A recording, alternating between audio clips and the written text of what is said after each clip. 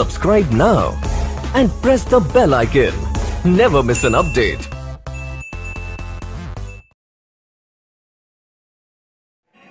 नमस्कार दोस्तों, मैं जितेंद्र चौधरी फिर से आपका हार्दिक स्वागत करता हूं।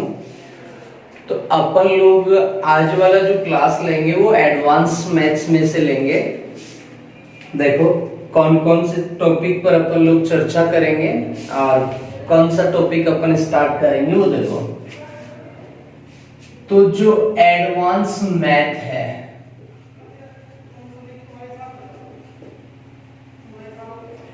इस एडवांस मैथ में अपन लोग 5 चैप्टर पढ़ेंगे और बिल्कुल अपन लोग 0 लेवल से पढ़ेंगे, इसको हाई लेवल तक ले जाएंगे। सारे मेथड जो भी बनेंगे वो कंप्लीट बनाएंगे अपन लोग। तो सबसे पहला जो अपने पास यहां भाग बनेगा वो होगा क्षेत्रमिति, मेंसुरेशन।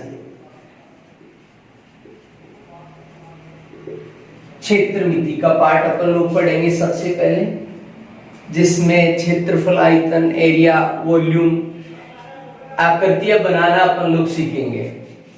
इसके बाद जो दूसरा चैप्टर अपने पास आएगा वो होगा बीजगणित होगा,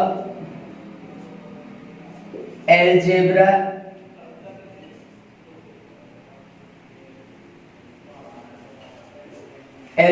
होगा। तीसरा जो चैप्टर अपने पास होगा वो होगा त्रिकोणमिति, ट्रिकोनोमेट्री।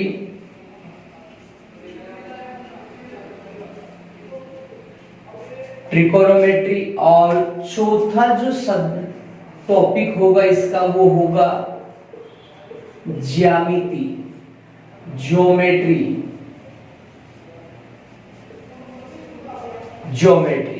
ठीक है। और पांचवा जो टॉपिक यहां से बनेगा वो होगा ग्राफ। तो ये जो एडवांस मैथ है इसमें अपन लोग 5 टॉपिक पढ़ेंगे। पहला अपना चैप्टर होगा क्षेत्रमिति, मेंसुरेशन होगा। इस मेंसुरेशन को भी अपन लोग 2 भागों में बांटेंगे। एक होगा क्षेत्रफल, एरिया, और दूसरा होगा आयतन, वॉल्यूम। तो क्षेत्रफल को भी अपन लोग 2 भागों में बांटेंगे, क्षेत्रमिति को, क्षेत्रफल और आयतन। तो इन 5 को अपन लोग इस प्रकार से मैनेज करेंगे कि कोई भी मेथड अपन लोग नहीं छोड़ सके। ठीक है। कंप्लीट डिटेल से पढ़ेंगे। जो भी फॉर्मेट यहाँ बनेगा वो कंप्लीट 0 से हाई लेवल तक अपन लोग बनाएंगे। ठीक है। तो अपन लोग यहाँ से जो पहला चैप्टर बनाएंगे वो होगा अपना मेंसुरेशन। आकृतियों का अपन लोग एरिया निकालेंगे और वॉल्यूम निकालेंगे। ठीक है। तो एडवांस का पहला जो चैप्टर है अपना वो है मेंसुरेशन, क्षेत्रमिति।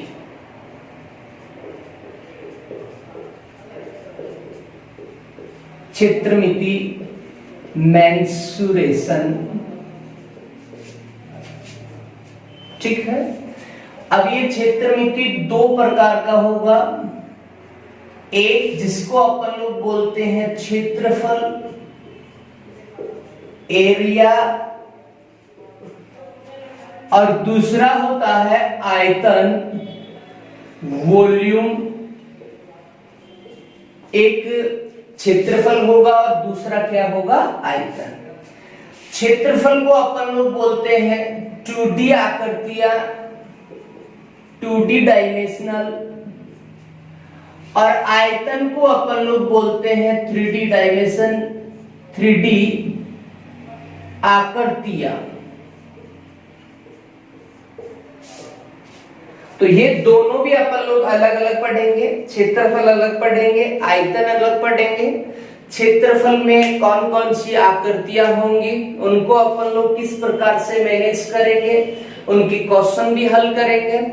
और अपन लोग जो फॉर्मेट बनाएंगे इनका, उनको इस प्रकार से मैनेज करेंगे कि वो डायग्राम से ही अपने को क्या हो जाए, याद हो जाए। तो देखो क्षेत्रफल का जो पहला पार्ट अपन लोग पढ़ेंगे वो होगा ट्रायंगल, त्रिभुज होगा, जिसको अपन लोग इस प्रकार से डिनोट करते हैं। मतलब 3 रेखाखंडों से घिरी हुई बंद आकृति को क्या बोलते हैं अपन लोग? त्रिभुज बोलते हैं। दूसरा जो आकृति अपन लोग यहां से बनाएंगे वो होगा आयत होगा। आमने सामने की भुजाएं इसमें क्या होंगी? समान होंगी। आयत प्रत्येक कोण 90 डिग्री का होगा। तीसरा जो आकृति अपन लोग यहां से बनाएंगे वो होगा वर्ग होगा, स्क्वायर होगा। ये चारों भुजाएं समान होती है, कोण वही 90 डिग्री के होंगे। 4 नंबर वाला जो पार्ट अपना होगा वो होगा चतुर्भुज। चतुर्भुज इस प्रकार की आकृतियां आएंगी। इनमें भी अपन लोग और बहुत सारे चतुर्भुज बनाएंगे। और 5 नंबर की जो आकृति अपने पास आएगी वो होगा वर्ग। और 6 नंबर का जो अपना आकृति है 6 नंबर का वो हो जाएगा बहुभुज। बहुभुज इस प्रकार की आकृतियां होती हैं, उनको अपन लोग बहुभुज में कन्वर्ट कर देंगे। ठीक है, तो ये तो अपन ने किसके भाग बना लिए? क्षेत्रफल के भाग बना लिए कि इन 2D आकृतियों का अपन लोग क्षेत्रफल निकालेंगे। त्रिभुज, आयत, वर्ग, चतुर्भुज और वर्ग और बहुभुज। ठीक है, तो ये कौन सी आकृति हो गई अपने पास? 2D डायमेंशन हो गया, 2D आकृतियां हो गई। ऐसे ही अपन लोग 3D आकृति बनाएंगे तो फर्स्ट भाग हो जाएगा 3D आकृति में घन होगा।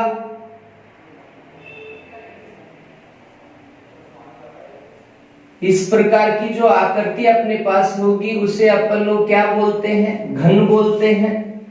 दूसरी आकृति हो जाएगा घनाभ, ये 3D डायमेंशन में चलती है।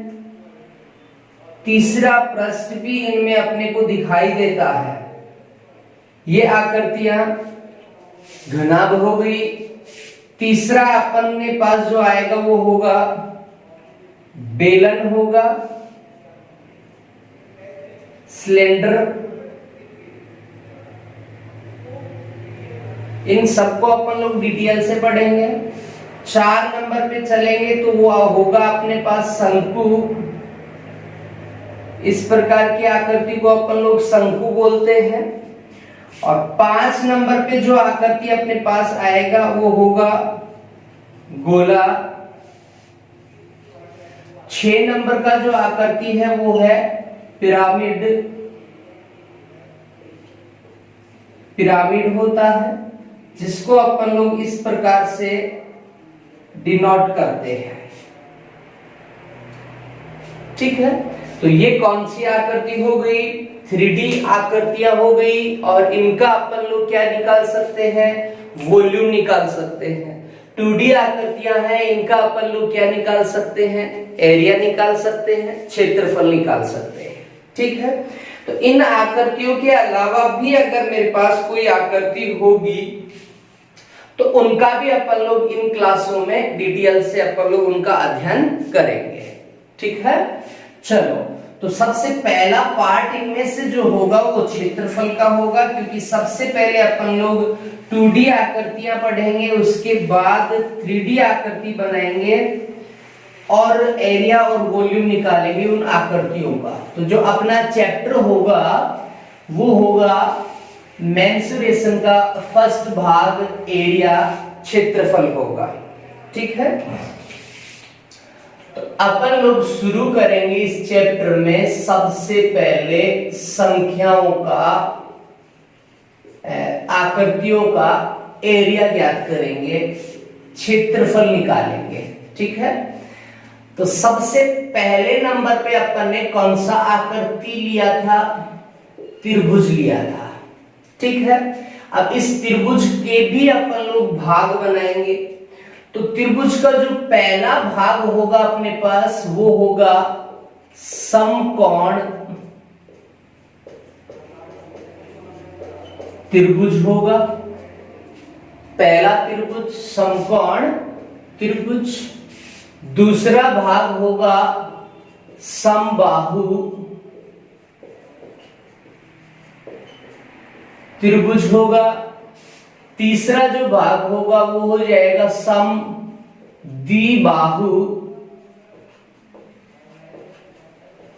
त्रिभुज होगा, चौथा भाग हो जाएगा विषम बाहु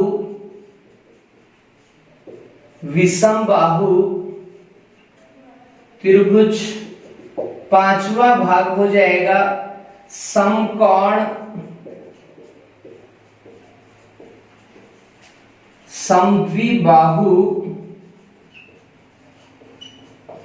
त्रिभुज। ठीक है, तो 5 प्रकार के ट्रायंगल बनाएंगे अपन लोग, त्रिभुज बनाएंगे। देखो, पहला है समकोण त्रिभुज। अब समकोण त्रिभुज का मतलब है कि एक कोण कितने डिग्री का होगा, इसमें 90 डिग्री का होगा, बड़ा कोण होगा। समबाहु, अब समबाहु का मतलब क्या हो गया, समान, बाहु मतलब भुजा, वह त्रिभुज जिसकी तीनों भुजाएं क्या हो, समान हो। और त्रिभुज का डेफिनेशन बताया मैंने कि 3 रेखाखंडों से घिरी हुई बंद आकृति को त्रिभुज बोलते हैं। तो 3 ही भुजा होंगी और तीनों क्या होंगी, समान होंगी। सम बाहु द्वि आ गया, द्वि का मतलब 2, तो 2 भुजा जिसकी समान होगी वो क्या कहलाएगा, समद्विबाहु त्रिभुज कहलाएगा। और डिटेल से अपन लोग इनको पढ़ेंगे, तब अपना तीसरा नंबर चलेगा समद्विबाहु त्रिभुज के बारे में। जब अपन लोग पढ़ेंगे तब और अपन लोग इनको डिटेल से पढ़ेंगे। विषम का मतलब हो गया भुजाएं 3 होंगी और विषम आगे, इसका मतलब वह त्रिभुज जिसकी तीनों भुजाएं क्या हो, अलग अलग हो, असमान हो। समकोण समद्विबाहु मतलब 2 भुजा समान भी हो और एक कोण कैसा हो, समकोण हो, 90 डिग्री का कोण हो, और उस त्रिभुज को समद्विबाहु बनाना है। ठीक है, तो वो क्वेश्चन अपन लोग यहां से निकालेंगे। ठीक है, चलो आगे। तो ये तो होगा ट्रायंगल के 5 भाग अपन लोग पढ़ेंगे। पूरा एडवांस में इसी प्रकार से आपको पढ़ाऊंगा, एक एक पॉइंट डिटेल से पढ़ाऊंगा। ठीक है, चलो, तो सबसे पहले अपन लोग बात करेंगे त्रिभुज का, और त्रिभुज का बात करने के बाद अपन लोग समकोण त्रिभुज बनाएंगे, किस प्रकार से बनता है। देखो, त्रिभुज पे आ जाओ। तो त्रिभुज का मतलब है 3 भिन्न रेखाखंडों से बंद घिरी हुई बंद आकृति क्या कहलाती है, त्रिभुज कहलाती है। इसको अपन ने नाम दे दिया ए भुजा है, इसको नाम दे दिया अपन ने बी भुजा है, और ये है सी है, माप दे दी ए बी और सी। ठीक है, 3 रेखाखंडों से घिरी हुई बंद आकृति को त्रिभुज कहते हैं। ठीक है, 3 रेखाखंडों से घिरी हुई बंद आकृति को क्या कहते हैं, त्रिभुज कहते हैं। नियम नंबर 1, भुजाएं AB, BC, C। तो ये तो क्या हो गई, इनकी भुजाएं हो गई, AB भुजा, BC भुजा, CA या AC भुजा। ठीक है, ऐसे ही अपन कोण की बात करें तो ये इनके क्या हो गए, कोण हो गए, जैसे θ1, θ2 डिग्री और θ3 डिग्री। ठीक है, तो कोण A प्लस कोण B प्लस कोण C इक्वल टू होता है हमेशा 180 डिग्री। मतलब त्रिभुज के तीनों कोणों का मान 180 डिग्री होता है। θ1 degree plus θ2 degree plus θ3 degree equal to हमेशा कितना होगा, 180 डिग्री। ये ध्यान रखना है किन्हीं भी दो का मान देके अपन से तीसरे डिग्री का मान प्राप्त पूछ सकता है, कितना होगा। जैसे ये 30 ये 40 तो पूछ लेगा थीटा 3 डिग्री कितना होगा, तो 180 लेस कर देंगे, अपने को उस थीटा का मान पता चल जाएगा। ठीक है, ऐसे ही अपन लोग देखो इनका एक नियम और बनाएंगे, भुजाओं वाला नियम। भुजाओं के नियम किस प्रकार से अपन लोग इनकी भुजाओं को नोट करेंगे, तो देखो किन्हीं दो भुजाओं का योग, किन्हीं दो भुजाओं का योग हमेशा तीसरी भुजा से बड़ा होता है। क्या कहा मैंने, त्रिभुज की किन्हीं दो भुजाओं का योग हमेशा तीसरी भुजा से क्या होता है, बड़ा होता है। दूसरा नियम क्या हो जाएगा, मैं इनको समझाऊंगा एग्जांपल लेकर। किन्हीं दो भुजाओं का अंतर हमेशा तीसरी भुजा से छोटा होता है, तभी वो क्या बनेगा, एक त्रिभुज बनेगा। तो दो नियम अपन ने क्या बनाए, किन्हीं दो भुजाओं का योग हमेशा तीसरी भुजा से क्या होता है, बड़ा होता है। किन्हीं दो भुजाओं का अंतर हमेशा तीसरी भुजा से क्या होता है, छोटा होता है। देखो दो भुजाओं का क्या करना है, योग करना है। किन्हीं दो भुजाओं का योग तीसरी जो भुजा होगी उससे हमेशा क्या होगा, बड़ा होगा। किन्हीं दो भुजाओं का अंतर तीसरी भुजा से क्या होगा, हमेशा छोटा होगा। ये याद रखना है, तो ही त्रिभुज बनेगा, अन्यथा त्रिभुज नहीं बनेगा। ठीक है, अब अपन लोग इन ये जो नियम है इनको प्रूफ करेंगे। देखो ये होता है या नहीं होता है, एक एग्जांपल लेंगे, उसी से अपन लोग इसको प्रूफ कर देंगे। तो देखो नियम नंबर फर्स्ट क्या बोल रहा है, किन्हीं दो भुजाओं का योग, तो ये योग इससे क्या होगा, बड़ा होगा।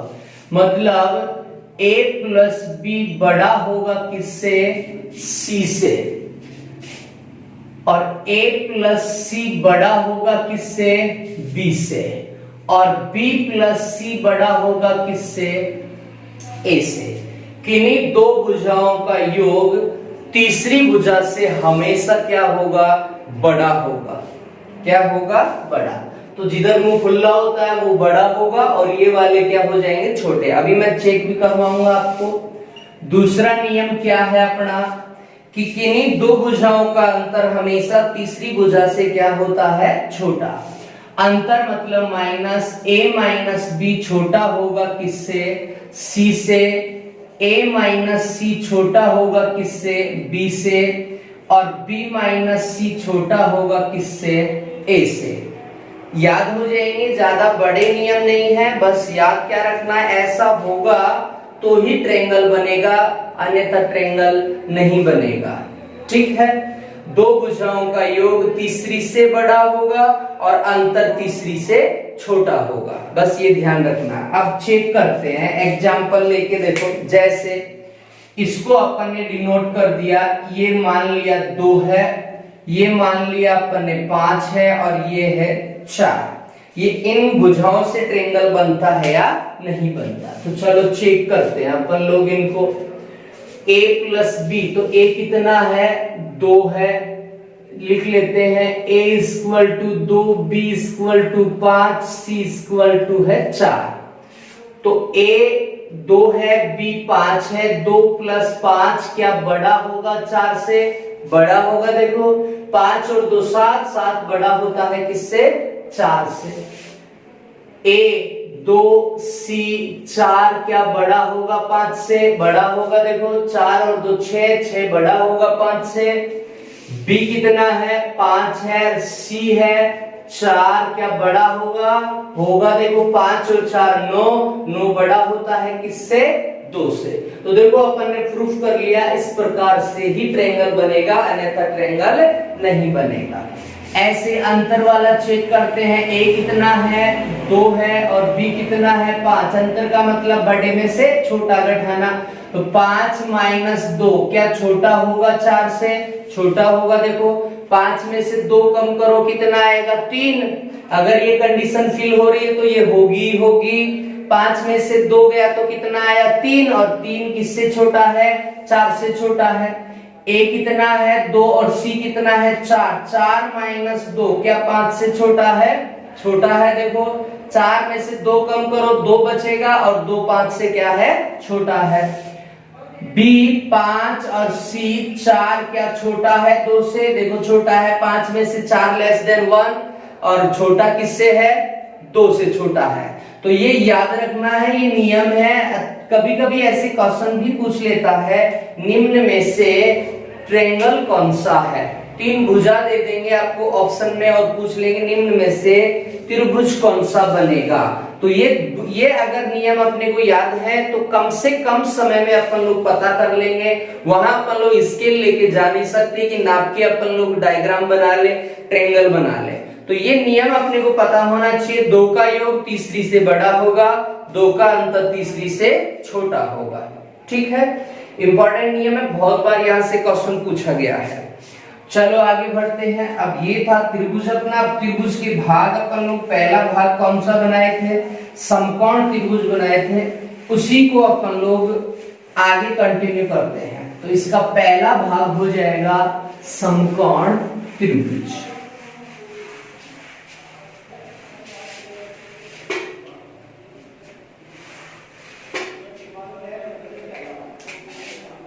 पहला भाग है अपना समकोण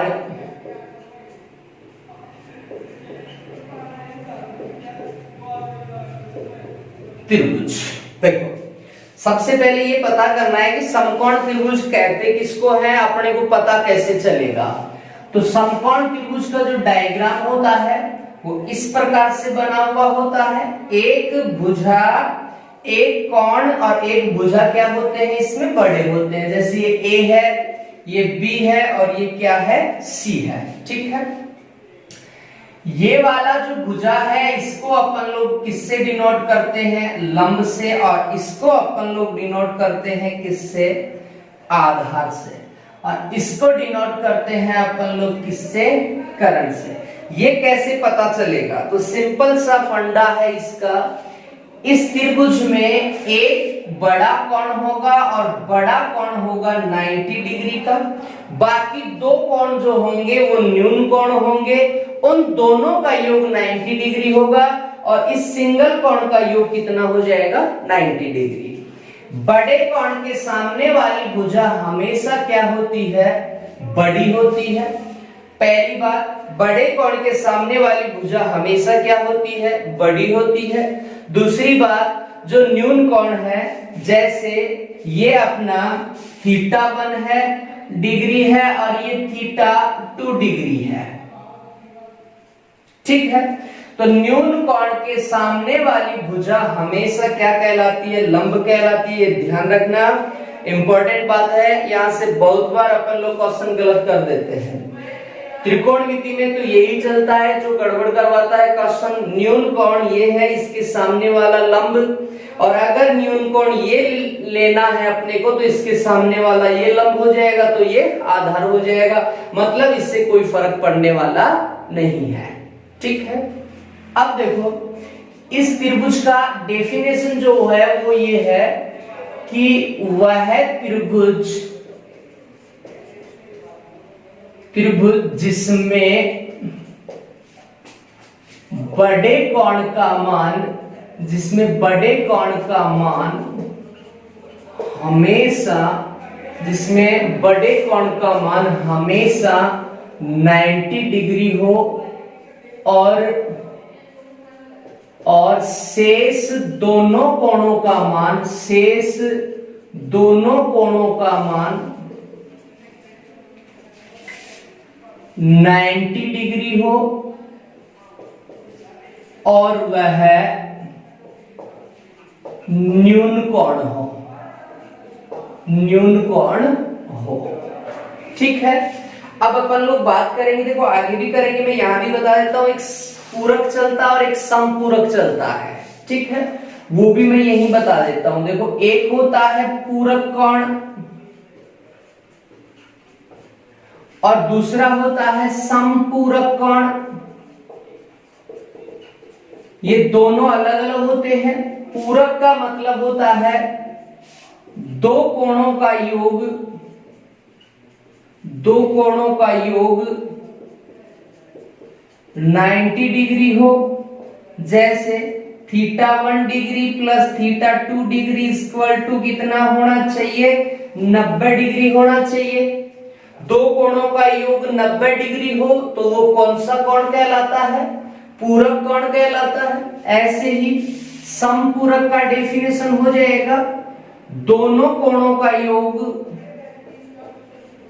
दोनों कोणों का योग हमेशा 180 डिग्री हो, जैसे θ1 degree plus θ2 degree equal to होना चाहिए 180 डिग्री। बस सीधा सा फंडा है, याद कैसे रखेंगे, अगर दो न्यून कोण का मान, न्यून कोण ही होंगे 90 डिग्री से छोटे कोण को अपन न्यून कोण कहते हैं, तो दो कोणों का योग अगर 90 डिग्री है तो पूरक हो गया और 180 डिग्री है तो वो समपूरक हो गया।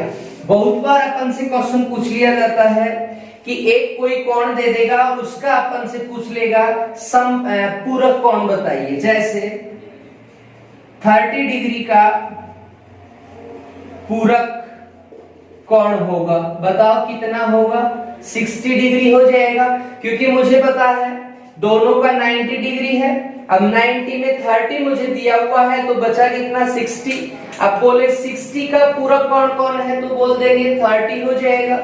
अगर अपन से बोले कि 20 डिग्री का पूरक कोण क्या होगा तो 20 90 माइनस 20 कितना हो जाएगा, 70। और अपन से पूछे कि 70 डिग्री का पूरक कोण क्या है तो बता देंगे कितना, 20 डिग्री। ऐसे ही समपूरक के एग्जांपल ले लेते हैं।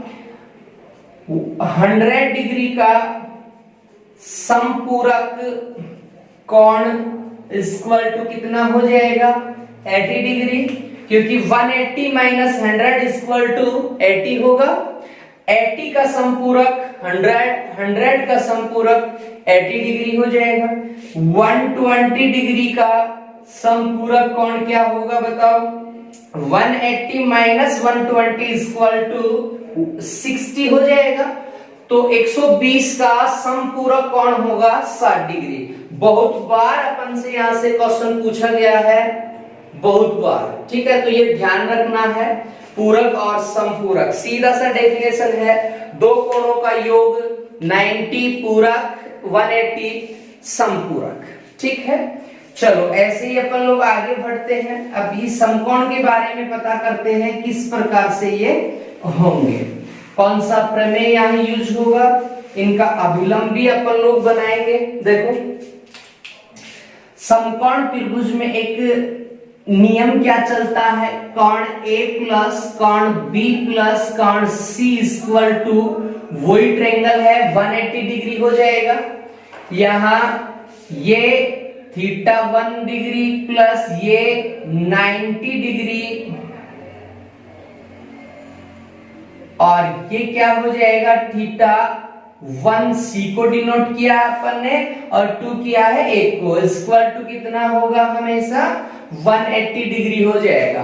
मतलब एक कोण कितने डिग्री का होना चाहिए, 90 डिग्री का होना चाहिए। बाकी दोनों कोण कैसे होने चाहिए, न्यून कोण होने चाहिए। मैं चेक करा देता हूं यहां से, इस इक्वेशन को आगे हल करेंगे तो θ1 degree plus θ2 degree equal to 180 minus 90 degree करेंगे। भाई प्लस का 90 उधर जाके किसका हो जाएगा, माइनस का हो जाएगा। Next step θ1 degree plus θ2 degree equal to हो जाएगा 90 डिग्री। तो यही मैंने अभी समझाया कि दो कोणों का योग अगर 90 डिग्री है तो वो एक दूसरे के क्या कहलाते हैं, समपूरक कोण, और क्या कहलाते हैं ये, न्यून कोण। ठीक है, 90 से छोटे कोण हमेशा क्या कहलाएंगे, न्यून कोण कहलाएंगे। ठीक है, ऐसे ही देखो इनका एक प्रमेय भी चलता है, वो प्रमेय भी मैं आपको बता देता हूं। देखो इसका जो प्रमेय है वो है पाइथागोरस प्रमेय। बहुत पहले अपन लोग इसको पढ़ चुके हैं, पाइथागोरस प्रमेय। ठीक है, बड़ी भुजा का वर्ग, ध्यान से सुनना, मैं बता देता हूं फिर आपको इनका वैल्यू भी निकालना सिखा देता हूं। बड़ी भुजा का वर्ग, बड़ी भुजा का वर्ग शेष दोनों भुजाओं के वर्गों के योग के हमेशा बराबर होता है। ये ध्यान रखना है। क्या प्रमेय है ये, बड़ी भुजा का वर्ग, बड़ी भुजा कर्ण है, बड़ी भुजा का वर्ग शेष दोनों भुजाओं के वर्गों के योग के हमेशा क्या होता है, बराबर होता है। तो इसे अपन लोग क्या बोलते हैं, पाइथागोरस प्रमेय बोलते हैं। ठीक है, अब इसकी कुछ नियम है वो भी मैं आपको बता देता हूं, किस प्रकार से बड़ी भुजा का वर्ग होगा और वैल्यू अपन लोग कैसे निकालेंगे। तो देखो यहां अपने पास सबसे बड़ी भुजा कौन है, कर्ण है।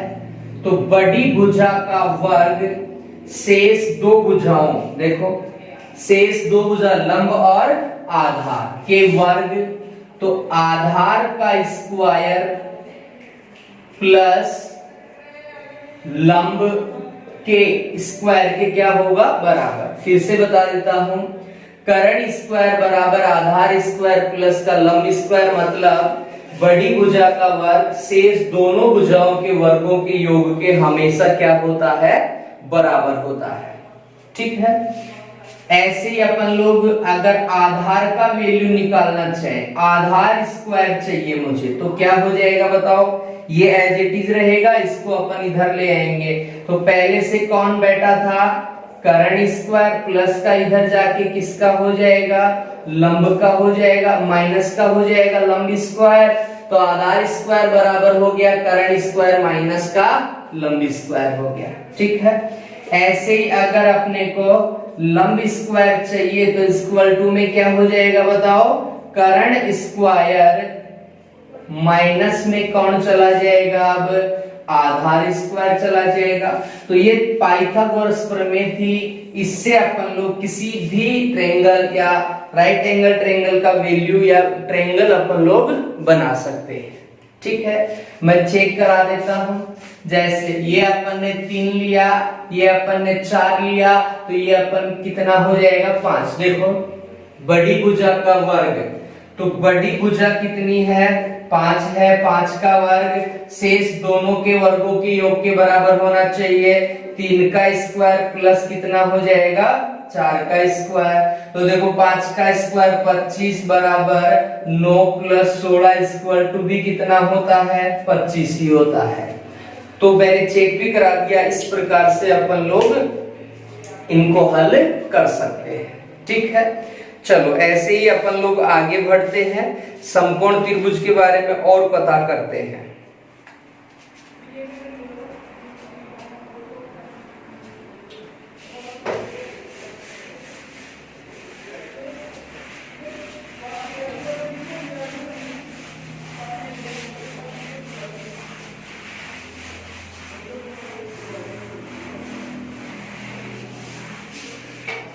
देखो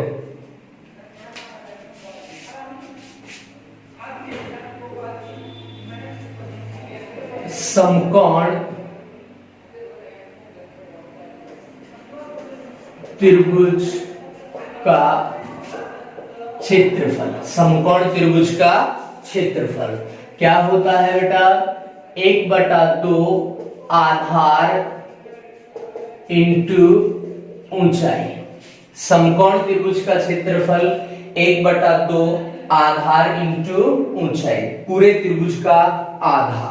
ठीक है, देखो दूसरा समकोण त्रिभुज का परिमाप। हमेशा याद रखना 2D डायमेंशनल जो आकृतियां अपने पास होंगी उनका जो परिमाप होता है वो जितना लंबी वस्तु से अपन लोग डायग्राम बनाते हैं वही उसका क्या कहलाता है, परिमाप कहलाता है। तो किस किस का यूज किया अपन ने, कर्ण प्लस आधार प्लस लंब का अपन ने यूज किया बनाने के लिए, तो इसका परिमाप हो गया तीनों भुजाओं का योग हो गया। ठीक है, देखो अब इसी त्रिभुज में अपन लोग एक चीज और बनाते हैं, उसका भी वैल्यू निकालना अपन लोग सीखेंगे। तो मैंने इस कोण समद्विभाजित करके सामने वाली भुजा पे क्या ढाल दिया, एक लंब ढाल दिया और उस लंब का नाम रखा अपने m। मतलब इसको बोलते हैं अपन लोग अभिलंब। अभिलंब, अब इस अभिलंब का जो डेफिनेशन है अपने पास वो क्या है, देखो हमेशा याद रखना इस अभिलंब की लंबाई भी कभी अपन से पूछ ले तो भी अपन लोग इसी डेफिनेशन से उसका लंबाई भी निकाल सकते हैं। अगर दिया हुआ है किसी भुजा का माप चाहिए तो वो भी निकाल सकते हैं। देखो क्या होगा, बड़ी भुजा और उस पर ढाले गए लंब का गुणनफल हमेशा, बड़ी भुजा और उस पर ढाले गए लंब का गुणनफल हमेशा शेष दोनों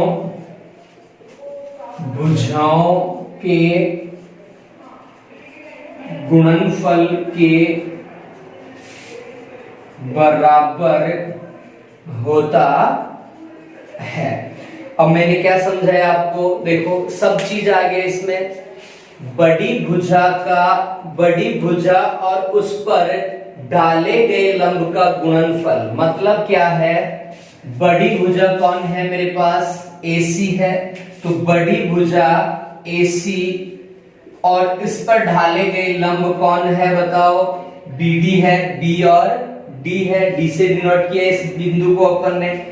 बड़ी भुजा और उस पर ढाले गए लंब का गुणनफल शेष दोनों भुजाओं के गुणनफल के क्या होता है, बराबर। तो शेष ये भुजा बची और ये भुजा बची अपने पास, तो क्या हो जाएगा, AB गुणा में कौन चला जाएगा, BC। तो ये याद रखना AC multiply BD equal to AB multiply BC। बड़ी भुजा और उस पर ढाले गए लंब का गुणनफल हमेशा शेष दोनों भुजाओं के गुणनफल के क्या होता है, बराबर होता है। ऐसे अपन लोग इसको BD का वैल्यू निकाले, अभिलंब का मान निकाले, तो BD इक्वल टू, देखो AB इंटू BC का मतलब सीधा सा है, आधार को मुझे किससे मल्टीप्लाई करना है, लंब से, और किसका भाग देना है, AC रिप्रेजेंट करता है कर्ण को। बस ये याद रखो, अभिलंब का वैल्यू है आधार, इन दोनों भुजाओं के गुणनफल में इस भुजा का क्या लगा देंगे, भाग, तो अपन लोगों को क्या मिल जाएगा, अभिलंब की लंबाई मिल जाएगी। ठीक है, ऐसे ही अपन लोग नेक्स्ट जो क्लास अपना लगेगा उसमें अपन लोग इस CC त्रिभुज के बारे में और बात करेंगे। इसके अंदर वर्त बनाएंगे, एक अंदर वर्त बनाएंगे, एक बाहर वर्त बनाएंगे और उनका अपन लोग रेडियस निकालना सीखेंगे। ठीक है, अंतःवर्त समकोण त्रिभुज का और परिवर्त। ठीक है, subscribe now and press the bell icon, never miss an update.